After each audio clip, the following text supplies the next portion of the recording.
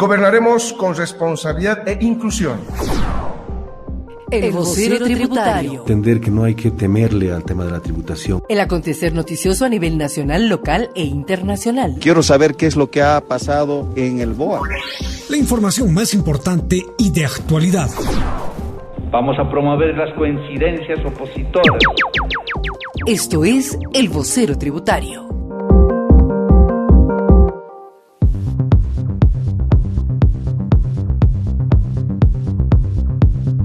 Muy buenas tardes, estimados oyentes de Radio Cultura Tributaria. Desde el estudio número 1, quien les habla, Verónica Tapia, junto a Yesid Miranda.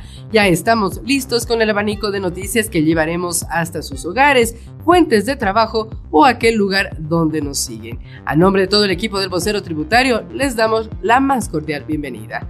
Estamos priorizando el recordatorio para todos los dependientes que deben presentar este mes el descargo de las facturas a través del formulario 110 versión 4. Hoy abordaremos esta información. Yesid, buenas tardes.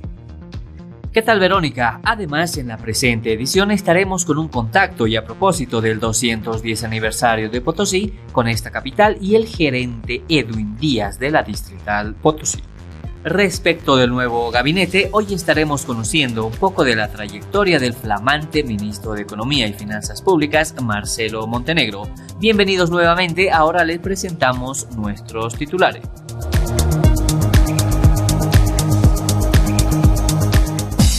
Ahora te presentamos nuestros titulares. Desde este mes, los contribuyentes del régimen complementario al impuesto al valor agregado deben usar el formulario 110 versión 4. En esta edición del Vocero Tributario damos pautas sobre este tema.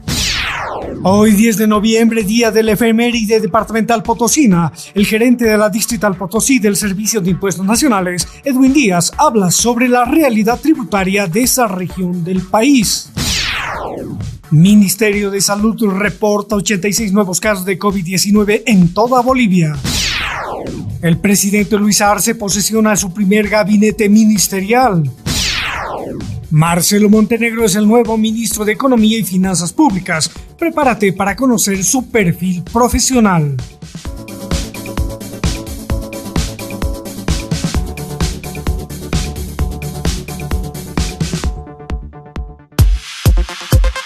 Ahora te presentamos Panorama Tributario Regional.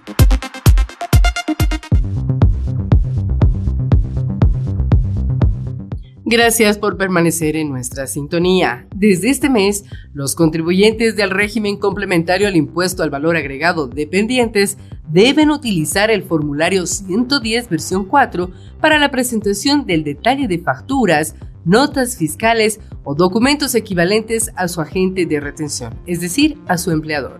El formulario 110 versión 4 se encuentra en la oficina virtual del Servicio de Impuestos Nacionales. Para ingresar a la oficina virtual, el contribuyente dependiente debe entrar primero a la página web www.impuestos.gov.bo.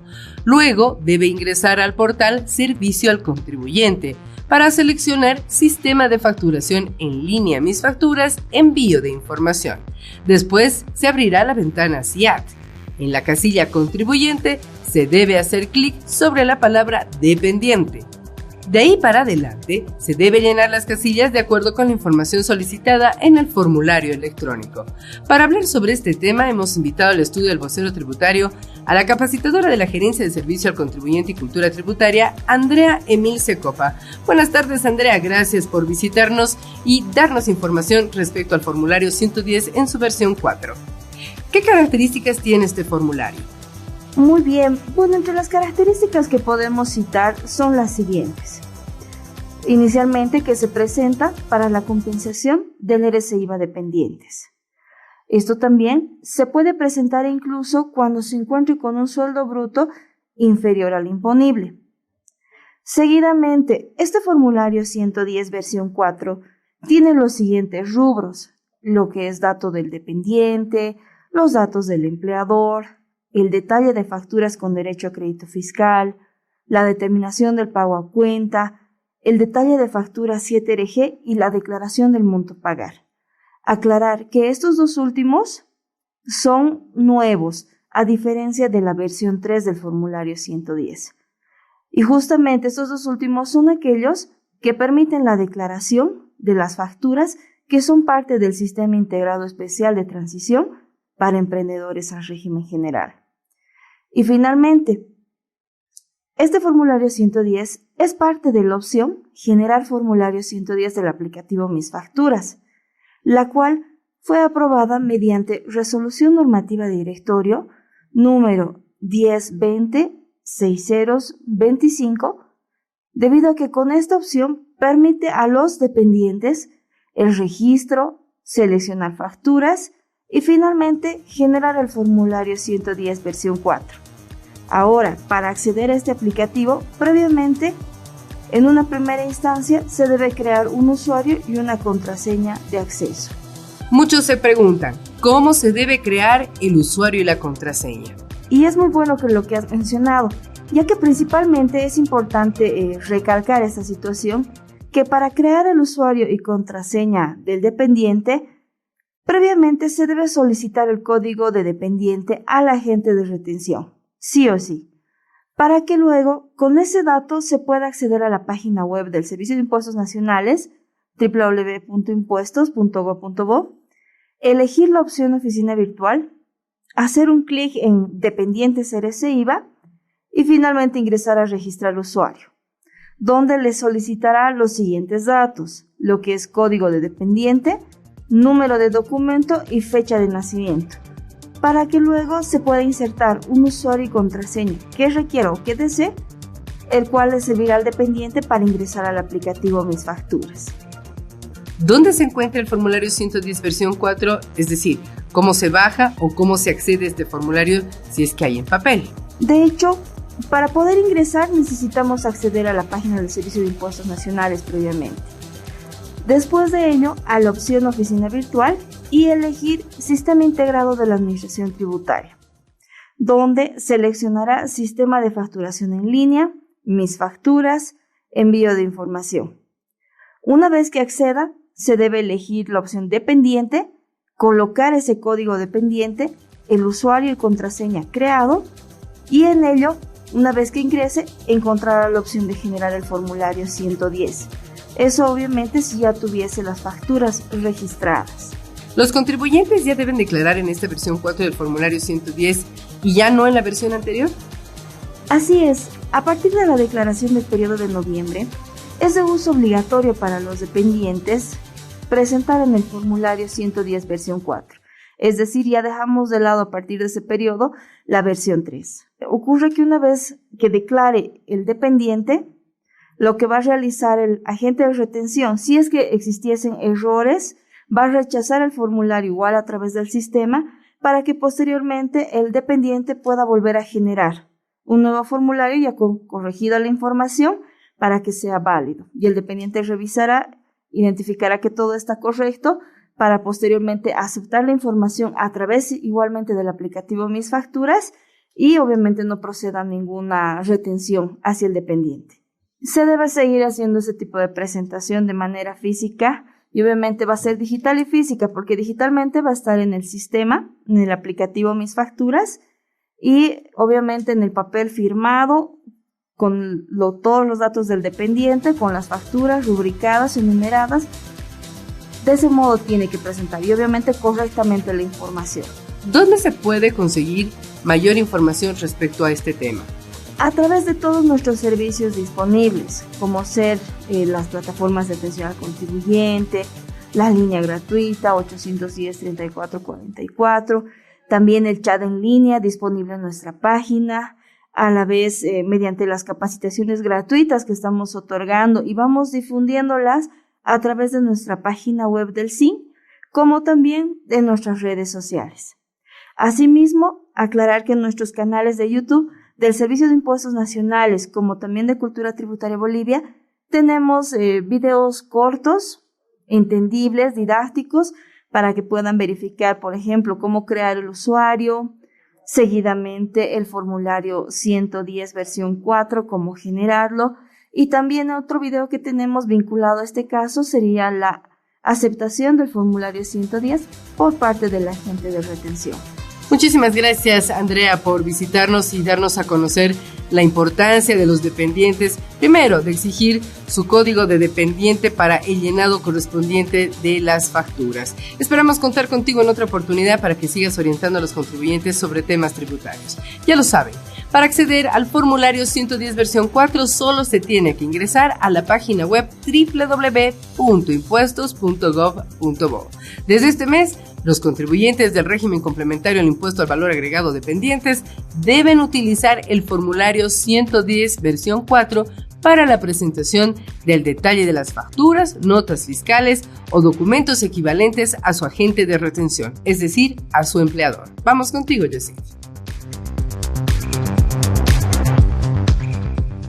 El 10 de noviembre de 1810, un grupo de revolucionarios impulsó en la ciudad de Potosí un movimiento independentista contra la corona española. Habían pasado solo 3 días de la batalla de Suipacha, en la que las tropas del ejército auxiliar argentino y destacamentos altoperuanos derrotaron a una fuerza realista. La historia oficial señala que el levantamiento del 10 de noviembre estuvo liderado por varias personas cuyos nombres aparecen en la plaqueta que está en la Estatua de la Libertad: Salvador Matos, Pedro Azcárate, Eustaquio Aguíbar, Alejo Nogales, Joaquín de la Quintana, Manuel Millares, Manuel Molina, Mariano Subieta, Melchor Daza, Diego Barrenechea y Pedro Costas. Con esta revolución se organizaron más partidas armadas en el sur de la Audiencia de Charcas, que con el tiempo reforzaron las acciones contra los realistas desde el norte argentino. Por entonces, la plata del Cerro Rico era un botín codiciado para ambos bandos en lucha. Por ello, el movimiento libertario del 10 de noviembre de 1810 dejó una huella profunda porque mostró a los realistas del Perú y del Río de la Plata que entre los potosinos había verdaderos revolucionarios dispuestos a luchar por la independencia de Charcas.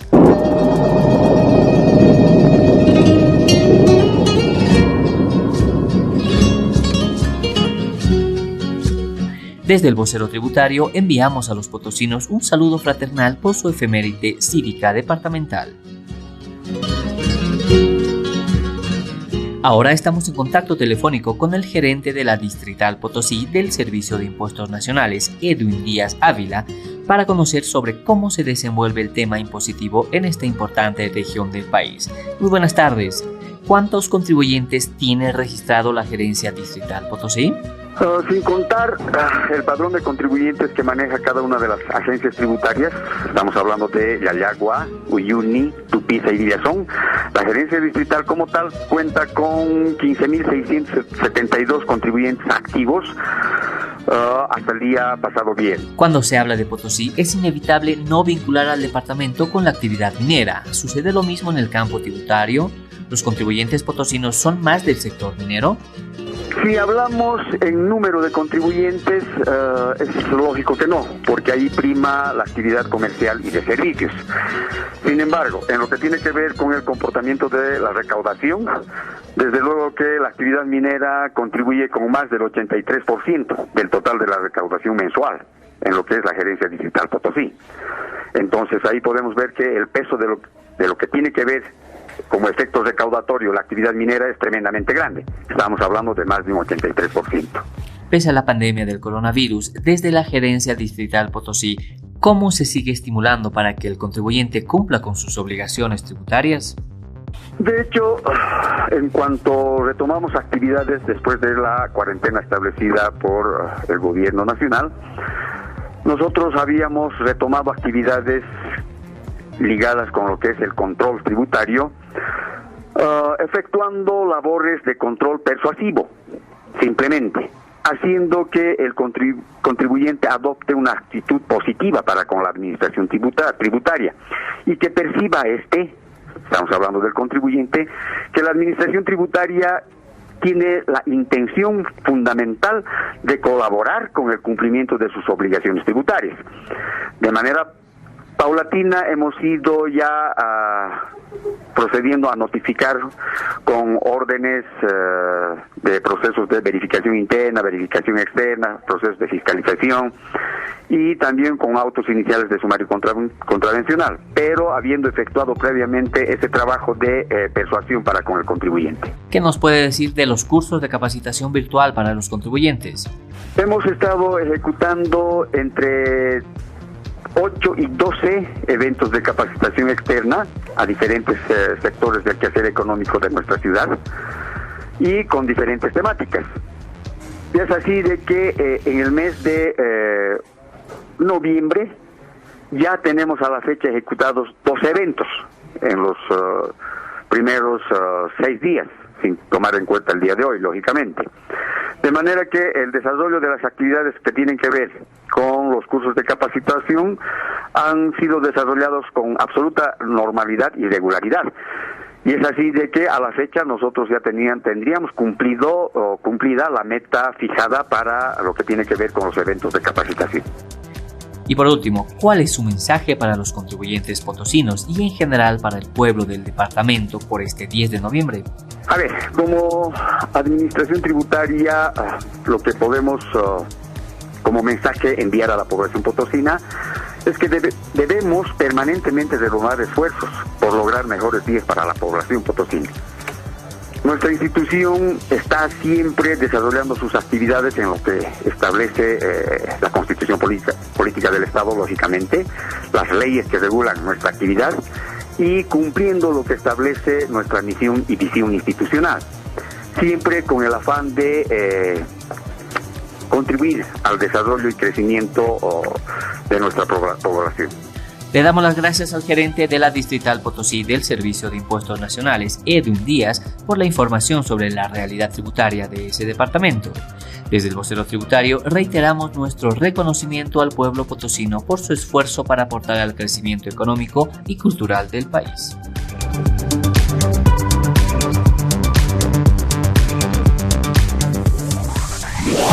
Una pausa, enseguida retornamos. El vocero tributario.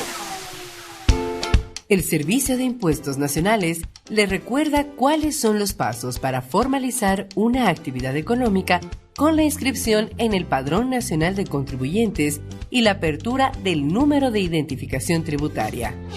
Comenzar un negocio o una empresa en Bolivia de manera formal es muy sencillo. Solamente tienes que cumplir con algunos requisitos. Una vez que has definido tu actividad económica, corresponde inscribirte en el Padrón Nacional de Contribuyentes, visitando cualquier oficina de la Administración Tributaria de tu jurisdicción. El siguiente paso es la apertura de tu número de identificación tributaria, cumpliendo algunos requisitos y finalmente, los servidores públicos de impuestos nacionales te informarán de tus derechos y obligaciones tributarias. Recuerda, formalizar tu actividad económica es muy fácil y te permitirá acceder a varios beneficios como créditos bancarios, entre otros. Servicio de Impuestos Nacionales. Gestión con equidad y transparencia. Aprovecha esta gran oportunidad. Forma parte de las empresas proveedoras de la Administración Tributaria. El Servicio de Impuestos Nacionales, en cumplimiento al principio de transparencia institucional, invita a las empresas legalmente establecidas en nuestro país a enviar sus datos para actualizar la lista de proveedores de la Administración Tributaria. El proceso de registro es muy sencillo. Si estás interesado, ingresa a la página web www.impuestos.gov.bo. Busca el acceso directo de esta invitación. Haz clic en el link y te saldrá la opción Registro de Proveedores. Al acceder, deberás llenar los siguientes datos: el nombre de la empresa, ciudad o departamento, teléfono o celular, el número de identificación tributaria, la dirección, el alcance y el rubro. No lo olvides, forma parte de la lista de proveedores del Servicio de Impuestos Nacionales. Servicio de Impuestos Nacionales. Gestión con equidad y transparencia. Hoy más que nunca, las bolivianas y los bolivianos nos apoyamos entre todos. Como profesionales, productores, empresarios, transportistas, comerciantes. Porque a pesar de las dificultades, Unidos saldremos adelante. En Impuestos Nacionales aplaudimos todo el esfuerzo que hacen las bolivianas y los bolivianos para fortalecer nuestra economía. Gracias. Tu compromiso nos inspira a cumplir con Bolivia para que el país, la economía, la salud y la vida continúen. Servicio de Impuestos Nacionales. Gestión con equidad y transparencia. La oficina virtual del Servicio de Impuestos Nacionales funciona como una oficina normal. Cuenta con tecnología de punta que te permite hacer trámites tributarios desde la comodidad de tu oficina o casa con solo conectarte a la red de Internet. Ingresa a la oficina virtual a través de nuestra web www.impuestos.gov.bo. Pulsa Oficina Virtual, portal de servicio al contribuyente. Elige tu trámite y digita tu número de NID, usuario y contraseña. La Oficina Virtual de Impuestos Nacionales funciona a las 24 horas del día, los 7 días de la semana y los 365 días del año. En nuestra oficina virtual puedes realizar los siguientes trámites: presentación de declaraciones juradas, padrón biométrico digital, trámites tributarios, sistema de facturación virtual, buzón tributario, facilidades de pago y otras operaciones. Y una buena noticia, ahora podrás realizar tus pagos, además del Banco Unión, en la banca virtual del Banco Nacional de Bolivia. Servicio de Impuestos Nacionales. Gestión con equidad y transparencia.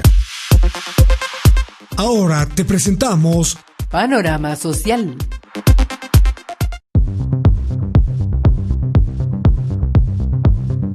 En otras informaciones, el Ministerio de Salud reportó la noche de este lunes 86 nuevos casos de COVID-19 en Bolivia, cifra con la cual el total de contagios se elevó a 142.561. De acuerdo con el reporte oficial, de los 86 nuevos casos de coronavirus, 41 se registraron en Santa Cruz, 23 en Tarija, 7 en Potosí, 4 en Oruro, 4 en Cochabamba, 3 en Beni, 2 en Chuquisaca y 2 en La Paz. El Ministerio de Salud también reportó 7 nuevas muertes a consecuencia del COVID-19, de los cuales 2 ocurrieron en Cochabamba, 1 en Tarija, 1 en Beni, 1 en Santa Cruz, 1 en Oruro y 1 en Chuquisaca. Hasta este lunes, en total, el número de fallecidos en Bolivia por el virus ascendió a 8.802. Según la Agencia Boliviana de Información, a nivel nacional se descartaron 196.383 posibles contagios, mientras que hasta este lunes se tenía 1.216 casos sospechosos. Por otro lado, el Ministerio de Salud informó que en todo el país 114.881 personas se recuperaron de la enfermedad, pero todavía se mantienen 18.878 casos activos.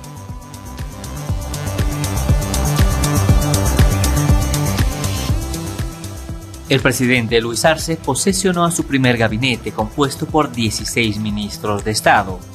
El gabinete está formado por el ministro de Relaciones Exteriores, Rogelio Maita, la ministra de la Presidencia, Marianela Prada, el ministro de Gobierno, Carlos Eduardo del Castillo, el ministro de Defensa, Edmundo Novillo, la ministra de Planificación, Felima Gabriela Mendoza, además del ministro de Economía y Finanzas Públicas, Marcelo Montenegro, el ministro de Hidrocarburos y Energía, Franklin Molina, el ministro de Desarrollo Productivo y Economía Plural, Néstor Huanca, el ministro de Obras Públicas, Edgar Montaño.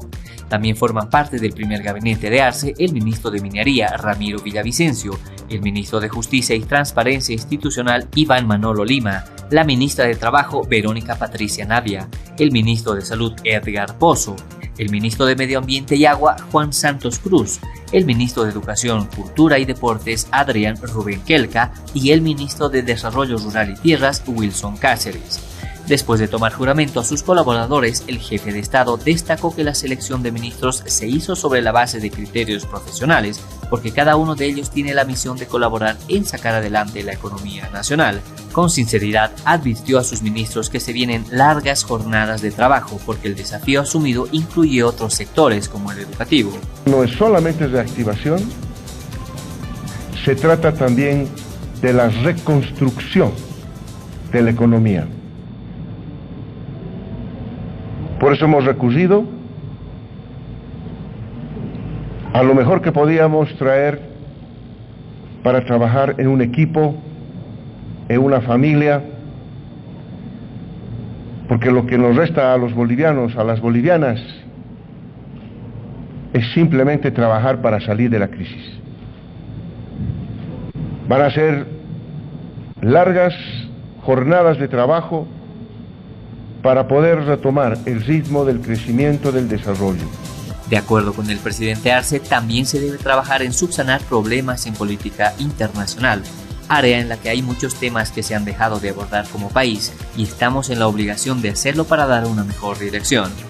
Anticipó que se diseña un decreto supremo para restituir el Ministerio de Culturas, que estará a cargo de una mujer. La ministra de la Presidencia, Marianela Prada, agradeció a nombre del equipo del gabinete por la confianza depositada en ellos por el presidente. Consideró necesario cerrar las heridas para trabajar de manera conjunta en los objetivos comunes que beneficien a todos los bolivianos. A nombre de las hermanas y hermanos ministros que conformamos el gabinete, agradezco la confianza que están depositando en nosotros. Confianza que no podemos defraudar porque nuestro Estado plurinacional de Bolivia necesita hoy más que nunca gobernantes al servicio del pueblo, que estén al servicio de la construcción de un país para todas y todos, gobernantes transparentes, honestos, obreras y obreros que trabajen sin descanso por la recuperación de la salud, de la educación, de la economía, del empleo, de la esperanza y el optimismo, de la unidad entre todas las bolivianas y bolivianos. Ahora te presentamos Panorama Económico.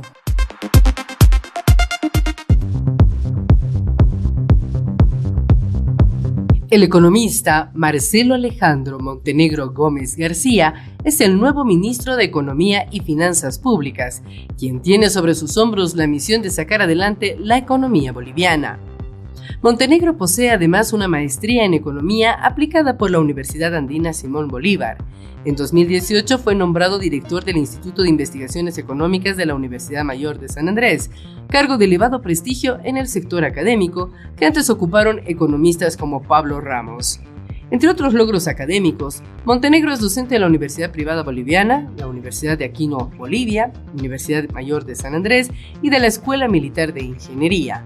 En su experiencia laboral, constan su desempeño como asesor técnico internacional Euregna, en Italia, de la Unión Europea, director de la Red de Análisis Fiscal del Ministerio de Economía, director general de Empresas Estatales, asesor general de la Autoridad de Supervisión del Sistema Financiero, hablamos de la ASFI, y presidente del directorio del Banco de Desarrollo Productivo.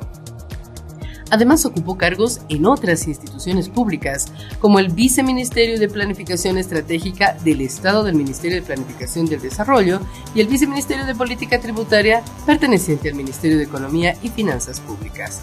En una entrevista de agosto de 2019 en Aviala Televisión, Montenegro destacaba algunas de las medidas aplicadas desde 2006 para fortalecer la estabilidad económica del país. Escuchemos. Y nos subía el precio del gas. Le vendíamos a Brasil y también en esa época se dio el famoso precio solidario a la Argentina, o sea, creo que la caridad comienza por casa, ¿no? Aquí debería haberse visto la posibilidad de que más bien lleguen los recursos y a partir de la aplicación del impuesto adicional en los megacampos de Sábalo y San Alberto al 50% del IDH y de las regalías se le puso un 32% más, y eso fue lo que le dio una espalda al Tesoro Nacional y al gobierno central y a las universidades, a los gobiernos departamentales, y de ahí vino realmente el gran empujón de la economía, ¿no? Lo que le posibilitó reducir brechas de pobreza, mejorar el ingreso per cápita, las transferencias condicionadas, la fuerza de la inversión pública. Creo que son los elementos que le dieron, en resumidas cuentas, un gran concepto: estabilidad macroeconómica. Ahora te presentamos Panorama de Seguridad. El ministro de Defensa, Edmundo Novillo, rechazó la conformación de milicias armadas planteada hace algunos días por dirigentes sociales afines al movimiento al socialismo. Novillo, quien fue posesionado este lunes como ministro de Defensa, pidió el respeto de la Constitución Política del Estado, que solo reconoce a las Fuerzas Armadas como la única institución encargada de la seguridad y defensa del Estado.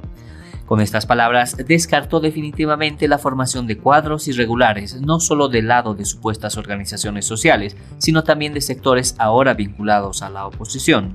Del Estado plurinacional. El pueblo ha aprobado el año 2009 una nueva constitución política del Estado y está en ese marco las únicas fuerzas reconocidas legal y legítimamente. No existen y no es posible y no concibo que exista ninguna fuerza irregular al margen de lo que establece la Constitución. En todo caso, es decir, esperemos que a partir de la gestión de este nuevo gobierno podamos entrar en una relación muy armoniosa, pacífica entre bolivianos, porque este tipo de declaraciones y otro tipo de declaraciones también y acciones que han realizado otros grupos buscando enfrentamiento, buscando confrontación entre bolivianos, es muy doloroso. Y aquello vamos a nosotros evitar, y más bien vamos a revertir aquello y buscar que todos podamos vivir pacífica y armónicamente en nuestra amada Bolivia. El 5 de noviembre de este año, el líder de la Coordinadora Nacional de Defensa de la Democracia, afín al movimiento al socialismo, Simón Amaru, pidió al presidente electo la formación de milicias armadas. Según Página 7, el dirigente social justificó su exigencia con el argumento de que el país se encuentra en peligro por la escalada de protestas generadas a causa de la anulación de los 2/3 en la Asamblea Legislativa.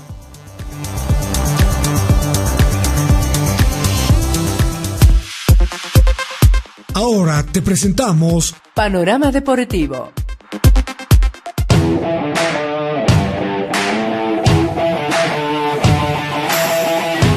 Buenas tardes, y hoy en las noticias deportivas, el Chavo Salvatierra y Fabricio Fuentes se preparan para Baja California 1000. Que voy a competir yo y Fabricio Fuentes en la Baja 1000 que se va a hacer en México, ¿no? Mientras tanto, que la selección boliviana continúa con sus entrenamientos de cara a los partidos frente a Ecuador y Paraguay por eliminatorias al Mundial de Qatar 2022. La verdad que jugamos de local, hay que hacernos respetar, necesitamos los resultados a nuestro favor.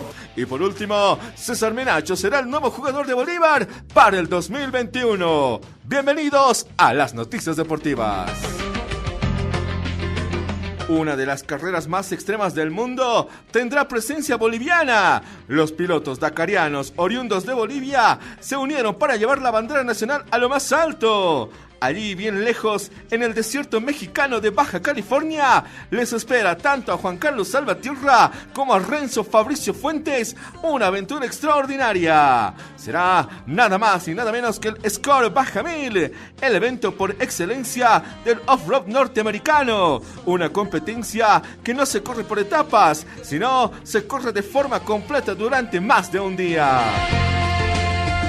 Son 1000 millas, es decir, 1600 kilómetros cronometrados en los alrededores de Enceda, corazón de Baja California. Una prueba épica que es muy dura para cada uno de los deportistas que se animan a disputarla.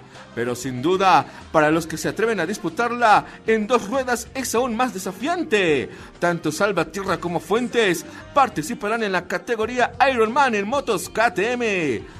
Bolivia preparó las 2 unidades que los riders sudamericanos llevarán de forma individual a México para ganar la travesía. Según el portal Somos Dakar, la carrera comenzará el 21 de noviembre, aunque tendrán la posibilidad de realizar entrenamientos y reconocimientos del terreno en los días previos para diagramar y planificar el recorrido que harán. Comentando un poco acerca de la dureza de la competencia, el Chavo Salvatierra comentó a Somos Dakar que la Baja 1000 comenzará para ellos cerca de las 2 de la mañana, hora local.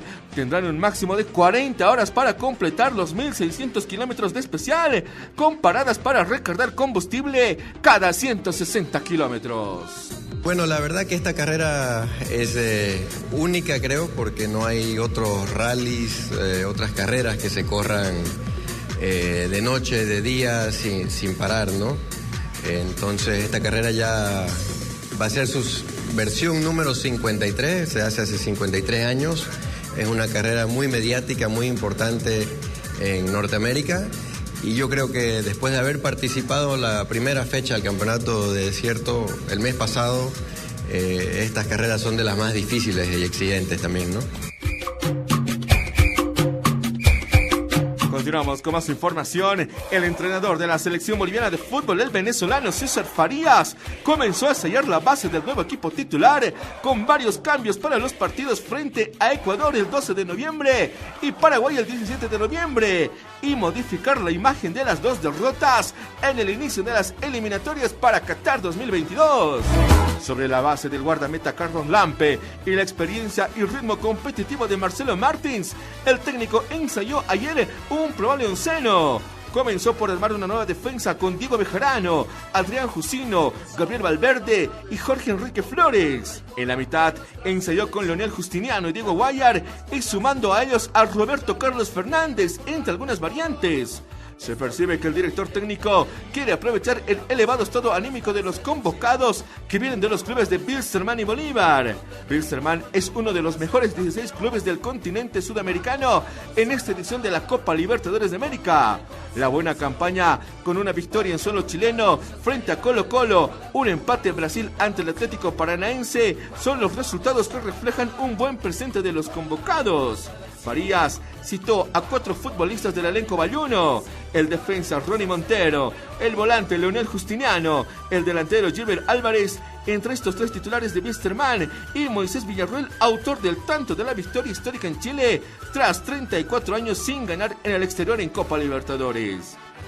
En el caso de Bolívar, llegó a los octavos de final de la Copa Sudamericana tras eliminar al Audax Italiano de Chile por 4-2. La academia ayuda a la selección boliviana con 8 jugadores. A pesar de que en la Copa Libertadores no le fue bien, la llegada de Walter Flores a la dirección técnica colaboró para mejorar con la parte anímica.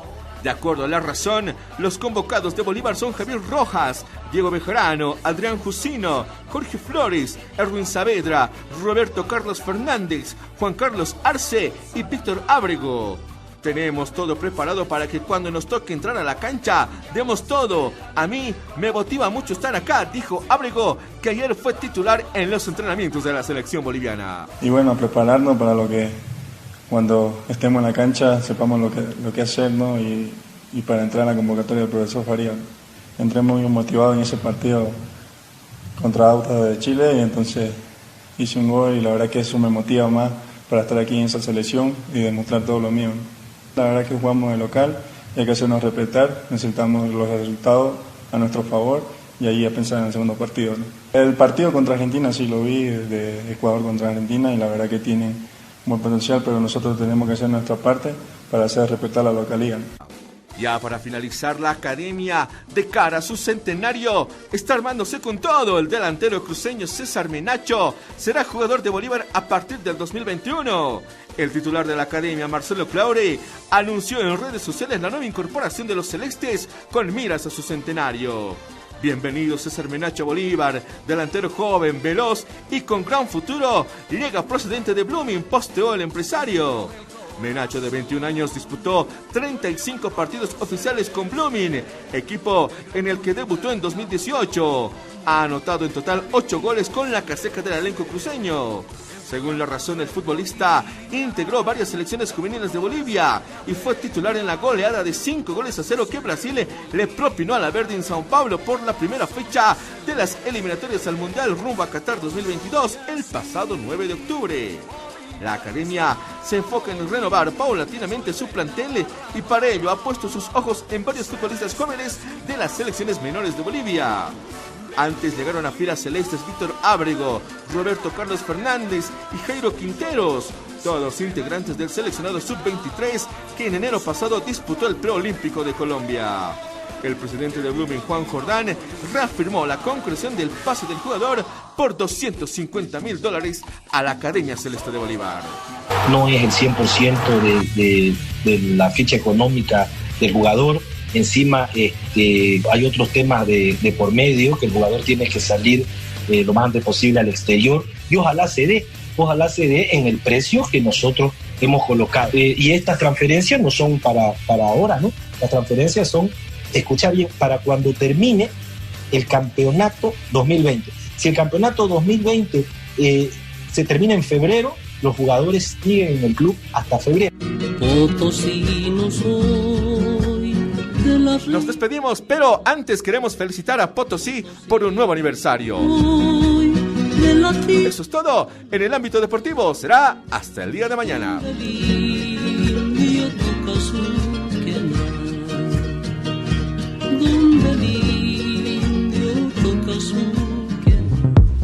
Estás escuchando por RCT Radio Cultura Tributaria El Vocero Tributario.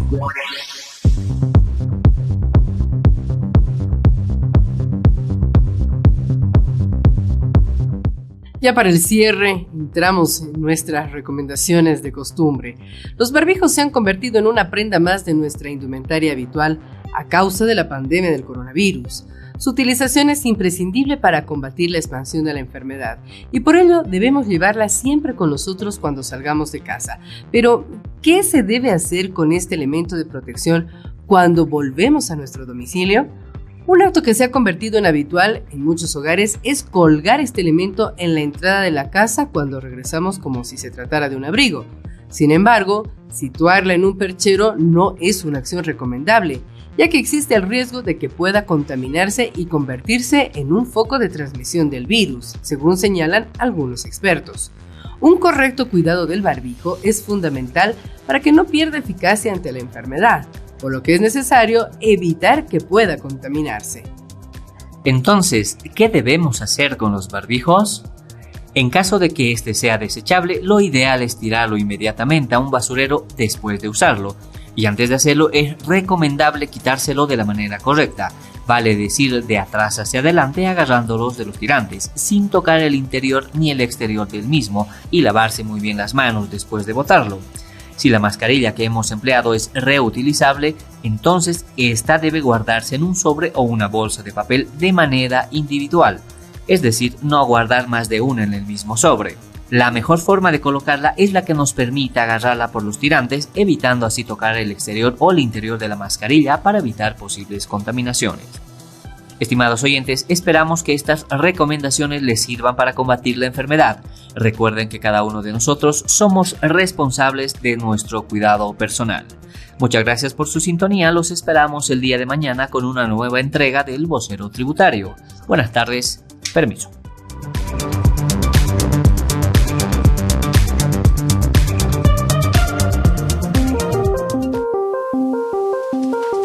Hasta aquí presentamos El Vocero Tributario. La información más importante y de actualidad. Hasta la próxima. El Vocero Tributario.